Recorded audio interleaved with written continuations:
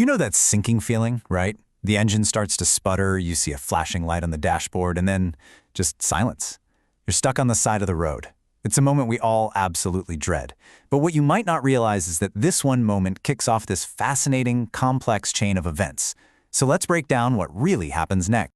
Your first instinct is immediate, right? You pull out your phone. But that simple search for help, it does way more than just summon a truck. It actually activates this complex web of marketing, regulation, and engineering. It's an entire industry built to respond to your exact moment of crisis. Yeah, because getting your car from the side of the road to a repair shop involves a lot more than just a truck with a hook. It's a highly competitive business, it's governed by some really strict pricing rules, and it relies on some surprisingly sophisticated, purpose-built machines. Okay, so let's start with Section 1, which is all about your experience, a driver's dilemma. You're stranded, you're stressed out, and you need help, like right now. This right here, this is the starting gun. That search query, tow truck near me, is one of the most urgent and valuable searches a person can make. And believe me, an entire industry is just poised and waiting for it. Which brings us to Section 2, winning the call. So how does a towing company make sure they're the one you call? It's not like they can just send you a coupon to encourage a breakdown. No, it's all about being hyper-visible at that precise moment of crisis. And their strategy is surprisingly multifaceted. It's a total digital battlefield where these companies are trying to optimize their Google profiles to land in that map pack you see at the top of your search. They run hyper-targeted ads for phrases like roadside assistance. But it's not just online. They also build these real-world referral networks with mechanics and turn their own trucks into, giant moving billboards. And the end game of all that marketing is to build trust. Because in a really high-stress situation, positive reviews are powerful social proof. I mean, a comment like this from a real customer can be the one deciding factor. It really shows that in this business, empathy is a key selling point. Okay, the truck is on its way. That brings us to Section 3, and the question on everyone's mind, how much is this going to cost? Well, this is the regulated rescue, and the answer depends entirely on why your car needs towing in the first place. So, the crucial distinction here is between accident towing and trade towing. If you're in an accident, the government sees you as vulnerable, so the fees are often regulated to protect you from price gouging. But if it's a simple mechanical breakdown, that's considered trade towing, and that's an open, competitive market where you could technically shop around, even if you are in a hurry.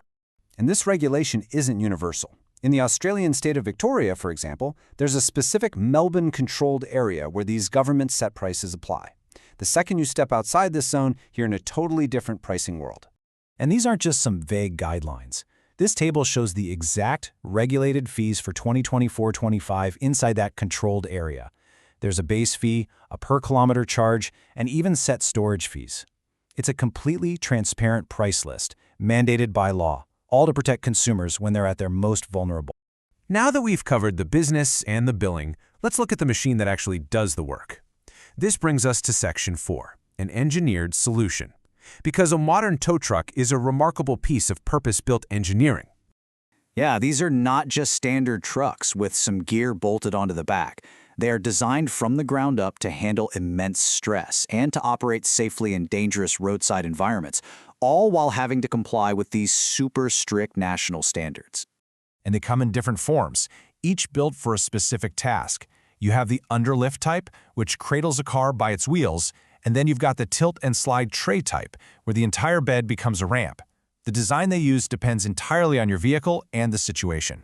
The regulations for the vehicle itself are incredibly detailed. They have to comply with national standards like VSB 6, which is basically the official rulebook for building safe vehicles.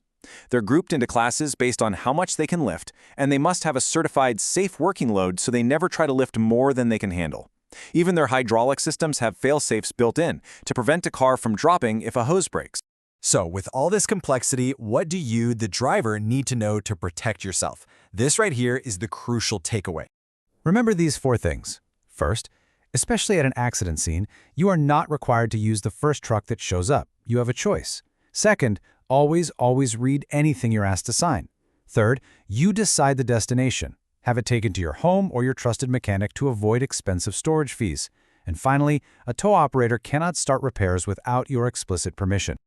So the next time you see a tow truck on the road, you won't just see a truck. you'll see a rolling piece of marketing, a highly regulated feat of engineering, and a business designed to be the calm, competent solution in a moment of pure chaos. It makes you wonder what other everyday services have this much complexity hiding just beneath the surface.